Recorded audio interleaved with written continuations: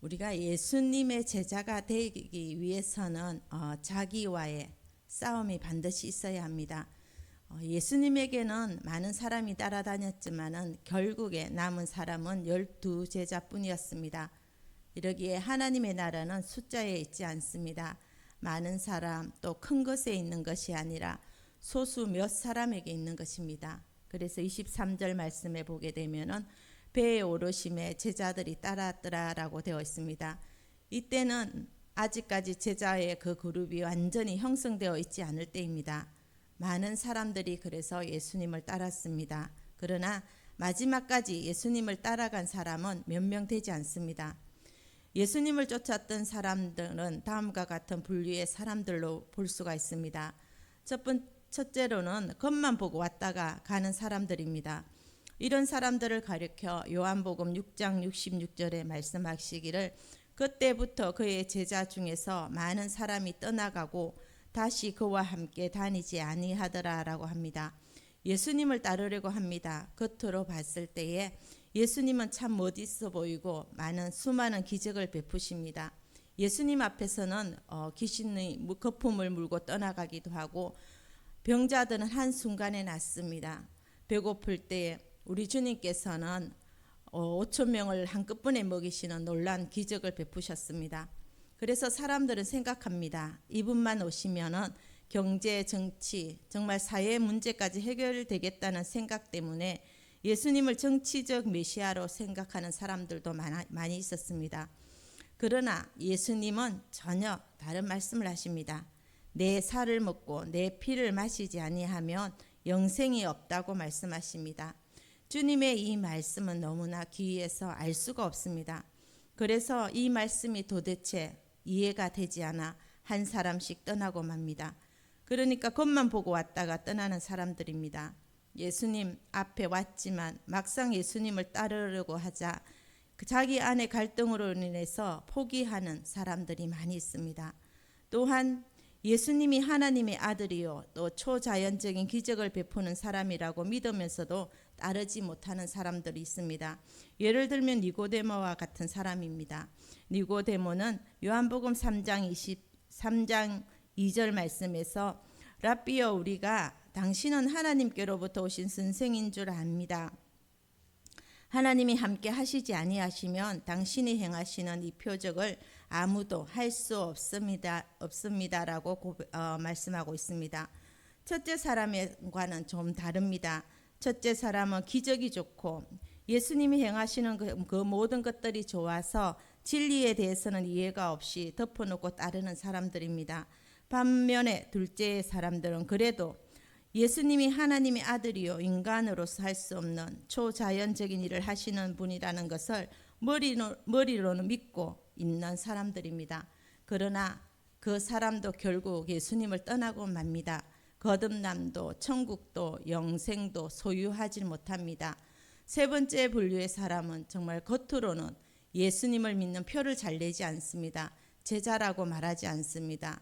그러나 마음으로는 예수님을 깊이 사랑하고 예수님을 위해서 일하고 싶었던 사람입니다. 이런 사람은 사회적으로 자기의 신분이 노출되는 것을 꺼렸을지도 모릅니다. 그런 사람이 바로 아리마대 요셉입니다. 이 요셉은 예수님이 처형당하신 그 시신을 처리하고자 할 때 나타났습니다. 마태복음 27장 57절 이하에 저물었을 때에 아리마대 부자 요셉이라 하는 사람이 왔으니 그도 예수의 제자라 빌라도에게 가서 예수의 시체를 달라 하니 이에 빌라도가 내주라 명령하거늘 요셉이 시체를 가져다가 깨끗한 세마포로 싸서 바위 속에 판 자기 새 무덤에 넣어두고 큰 돌을 굴려 무덤 문에 놓고 가니 예수님이 십자가에 못 박혀 돌아가시고 장사된 그 무덤은 아리마대 요셉의 무덤입니다. 그 무덤은 자기가 죽으면 묻히려고 사놓은 새 무덤입니다. 이런 것을 보면 아리마대 요셉은 예수님을 무척 사랑하고 존경하고 또 예수님을 위해서 자신의 무덤을 내줄 정도로 마음속으로 예수님을 따랐던 것이 분명합니다. 그러나 겉으로는 예수 믿는 모습을 전혀 드러내지 않고 숨어있던 그런 분류의 사람입니다. 네 번째 분류의 사람은 공식적으로 끝까지 주님을 따랐던 12제자와 같이 예수님과 함께 먹고 자고 고생했던 제자들입니다. 그런데 12제자 가운데 한 사람은 가룟 유다였고 그는 자기 스승을 십자가에 처형되도록 한 사람입니다. 예수님의 이 12제자 또한 완전한 사람이 아닙니다. 제자가 되는 길은 처음부터 완전해서 되는 것이 아닙니다. 많은 실수를 거듭하면서 끝까지 주님을 따라가는 것입니다. 예수님의 제자들을 보게 되면 십자가 처형 때 도망갔었습니다. 예수님이 돌아가신 후에도 그들은 옛 직업으로 돌아갈 수밖에 없었던 그런 사람들이었습니다. 그러나 감사한 것은 결국에는 순교하면서까지 끝까지 주님을 위해서 살았습니다. 예수님과 제자들은 배에 올라탔습니다. 제자들은 아직 믿음이 성숙되거나 예수님을 완전히 따르는 그런 상태는 아니었습니다. 이들은 아직도 믿음의 단계에 있습니다. 갈릴리 바다는 배를 타고 건너가는 큰 호수입니다. 이런 곳에서 고기를 잡을 때는 작은 배로 고기를 잡습니다. 예수님이 타신 배는 이런 소형 작은 고기잡이 배였을 겁니다. 그런데 문제가 생깁니다. 24절입니다. 바다에 큰 놀이 일어나 배가 물결에 덮이게 되었으니 예수께서는 주무시는지라. 예고 없이 태풍이 몰아칩니다. 심한 바람이 불거나 태풍이 올 경우에는 보통 그 징조가 먼저 나타납니다. 날이 어둡거나 또는 먹구름이 낀다든가 처음부터 바람이 분다든가 하는 그런 경고가 있습니다. 그러나 여기에서는 아무 징조가 없습니다. 그런 태풍이 몰아치는 것보다 더 큰 문제가 있는데 24절 후반에 보면은 예수께서 주무시는지라라고 되어 있습니다. 예수님께서 주무셨다는 표현에서 우리는 두 가지를 생각해 볼 수 있습니다. 첫 번째로 예수님이 배에 오르시자마자 갑자기 주무시지는 않았을 겁니다. 아마도 바다도 보시고 물결도 보시고 제자들과 함께 이야기도 하시다가 시간이 꽤 지나고 나서 아마 주무셨을 것입니다. 위험에 처했을 때 육지에서 사람들이 와서 도와줄 그런 형편은 아니었습니다. 두 번째로 예수님은 몹시 피곤하셨다는 것을 느낄 수 있습니다. 경치 구경보다 예수님은 아주 피곤했다는 사실입니다. 그러나 폭풍이 치는데도 깨시지 않는 것을 보면 정말 깊은 잠을 주무신 것이 분명합니다. 곤히 잠드신 예수님, 성난 파도에 겁에 질린 제자들, 이것이 오늘 우리 본문에 나타나는 상황입니다. 그런데 또한 우리가 살고 있는 현실입니다. 우리가 정말 주님을 따릅니다. 그런데 갑자기 내 인생에 무슨 폭풍이 몰아치는 그런 경우가 옵니다. 그럴 때 우리는 하나님께 매달립니다. 그러나 응답이 없습니다. 푹 주무시는 하나님인 것 같습니다. 우리의 인생에는 언제나 폭풍이 불니다. 그 폭풍을 어떻게 견디냐가 중요한 것입니다. 폭풍을 안 만나는 것이 중요한 것이 아닙니다. 폭풍을 어떻게 이해하고 어떻게 받아들이고 그것을 통해서 어떻게 내가 이겨내느냐는 것입니다. 본문은 갑자기 폭풍을 만납니다. 그래서 그들은 곤히 주무시는 예수님을 깨우기로 결정합니다.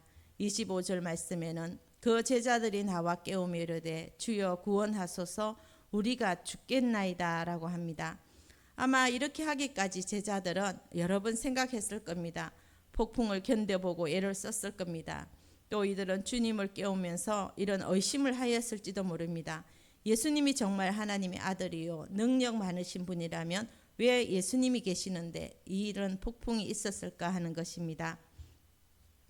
또 한 가지의 의심은 예수님이 하필 폭풍일 때 주무시는가입니다.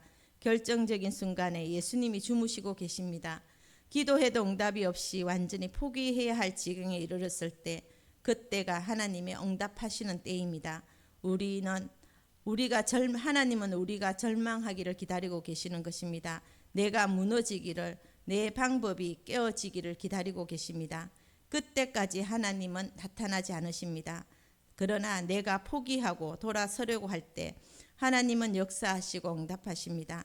주여 구원하소서 우리가 죽겠나이다라는 이 절박한 외침 앞에 예수님은 깨어나셨습니다. 깨어나셔서 두 가지의 응답을 하십니다. 26절입니다. 예수께서 이르시되 어찌하여 무서워하느냐 믿음이 작은 자들아 하시고 곧 일어나사 바람과 바다를 꾸짖으시니 아주 잔잔하게 되거늘 예수님의 첫 번째 반응입니다. 예수님은 폭풍을 전혀 두려워하지 않으십니다. 환경에 대해서 전혀 문제를 삼지 않으십니다. 그러나 예수님은 환경의 문제는 전혀 개의치 않으십니다. 그리고 어찌하여 두려워하느냐는 것입니다. 우리가 먼저 인정해야 할 것은 주님과 같이 우리와 함께 있어도 이 폭풍이 올 수 있다는 사실입니다. 폭풍이 올 때 주님이 주무시는 것처럼 느껴질 때가 있을 수 있습니다. 그럼에도 불구하고 이 환경을 두려워하지 않고 예수님을 신뢰하는 것이 바로 믿음입니다. 이것이 없기 때문에 어찌하여 무서워하느냐, 믿음이 작은 자들아 라고 꾸짖으십니다. 우리가 살아가는 동안에 크고 작은 일들을 만납니다. 좋은 일도 만나고 나쁜 일도 만납니다. 신앙은 꼭 좋은 일만 만나는 것이 아닙니다. 잠깐 시간만 연장할 뿐입니다. 영원히 사는 것이 아닙니다. 태양이 뜰 때도 있지만 비가 내리고 폭풍이 칠 때도 있다는 사실을 우리는 알고 있습니다. 제자들은 폭풍을 두려워했습니다. 그 이유는 바닷물이 배 안에 들어왔기 때문입니다. 바닷물이 들어오지 않았다면 아마 걱정하지 않았을 겁니다. 바닷물이 배 안에 들어온 것이 두렵습니다. 그것은 바로 죽음을 의미하기 때문입니다. 환경은 우리에게 잘 될 수도 있고 잘못될 수도 있습니다. 환경을 따라 움직이는 사람은 믿음의 사람이 아닙니다. 잘 되었을 때도 교만하지 아니하고 정말 어려울 때도 낭망하지 않는 사람, 꾸준히 주님을 신뢰하는 마음을 가진 사람, 하늘의 평화가 우리의 마음속에 있는 사람, 그 사람이 바로 믿음의 사람입니다. 예수님이 바다를 꾸짖기 전에 믿음 없는 제자들을 먼저 꾸짖으셨다는 사실입니다. 예수님의 관심은 바다가 아닙니다. 제자들의 그 믿음 없음입니다. 세상을 보는 눈이 없고 믿음에 대한 확신이 없는 것, 이것이 바로 문제였습니다. 지금 우리나라의 모든 문제보다 예수님에 더 관심을 가지는 것은 오늘 이 자리에서 예배 드리고 있는 우리들의 모습입니다. 우리가 믿음이 분명히 서게 된다면 세상의 문제가 아닙니다. 이 본문에서 믿음이 없다는 것은 예수님의 능력을 신뢰하지 못하는 것을 의미하고 있습니다. 네가 나를 신뢰하지 못하느냐는 뜻입니다. 내가 잠자고 있는 것처럼 느낄지라도 너희가 원하는 때에 응답이 없을지라도 왜 나를 신뢰하지 않는가입니다. 나의 때와 하나님의 때는 다릅니다. 예수님이 주무시고 계신다는 것은 하나님의 때가 있다는 것을 분명히 의미합니다. 신앙은 나의 때에 움직이는 것이 아닙니다.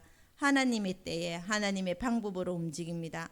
내가 원하는 방법으로는 응답이 오지 않습니다. 하나님이 원하는 방법으로 옵니다. 하나님의 사람에 의해서 또 믿음에 의해서 하나님의 때에 하나님의 방법으로 역사는 이루어집니다. 예수님은 두 번째로 바다와 폭풍을 꾸짖으셨습니다. 바다와 폭풍을 꾸짖어서 실제적인 문제를 해결해 주십니다. 폭풍은 지나갑니다. 파도도 지나갑니다. 하지만 고난은 늘 우리와 함께합니다. 그러나 이 고난 또한 영원하지 않습니다. 현재 받는 고난은 장차 올 영광과 좋게 비교할 수 없습니다. 분노하는 바다를 잠재워 주십니다. 주님은 우리에게 승리를 주십니다. 이것이 주님이 하시는 일입니다. 예수님이 주무셨다고 하였는데 시편 121편 4절에 보게 되면 이스라엘을 지키시는 자는 졸지도 아니하고 주무시지도 아니하시리로다 하였습니다. 그러므로 주무시는 것처럼 느껴진다 할지라도 그분은 주무시지 않는 것을 우리가 말씀을 통해서 알고 있습니다. 응답이 없는 것 같아도 때가 다를 뿐 방법이 다를 뿐입니다. 예수님은 우리의 믿음 없음을 꾸짖으시지만 우리의 현실의 문제를 직접 해결도 해주십니다. 무서운 바람과 먹구름, 큰 파도가 예수님이 바다를 꾸짖은 그 순간에 잠잠해지고 조용해졌습니다. 참으로 우리의 인간적인 모습에서는 이해가 되지 않습니다. 하지만 따뜻한 봄 앞에 언제 추운 겨울이 있었는가를 이해가 되지 않습니다. 마찬가지로 하나님의 축복 앞에서는 언제 그런 고난이 있었냐는 듯이 고난은 순식간에 지나갑니다. 그 무섭던 파도가 잔잔해졌습니다. 27절 말씀을 보게 되면은 그 사람들이 놀랍게 여겨 이르되 이가 어떠한 사람이기에 바람과 바다도 순종하는가 하더라 했습니다. 주님은 이런 평안을 우리에게 주십니다. 폭풍은 있습니다. 역경은 끊임없이 우리에게 덤벼듭니다. 그물이 찢어질 정도로 고기를 잡은 베드로가 주여 나를 떠나소서 나는 죄인이로소이다 라고 했습니다. 반항하던 사도 바울 앞에 하나님이 빛을 비추었을 때 그는 그대로 무릎을 꿇고 말았습니다. 눈이 멀었을 때 그는 겸손해질 수밖에 없습니다. 하나님의 큰 기적을 체험하고 나서 욥은 고백합니다. 욥기 42장 5절입니다. 내가 주께 대하여 귀로 듣기만 하였사오나 이제는 눈으로 주를 배움나이다 라고 고백합니다. 진정으로 기적을 만난 사람은 겸손해집니다. 고난을 통해 얻어진 이 믿음을 아는 사람은 더더욱 겸손해집니다. 주님은 바다를 잠잠히 잠재워 주실 것입니다. 우리의 고난도 우리의 절망도 우리의 불안도 주님과 함께라면 모든 것을 이겨낼 수 있습니다. 이런 것과 이와 같이 함께 하시는 분이 바로 이분이 예수 그리스도이십니다.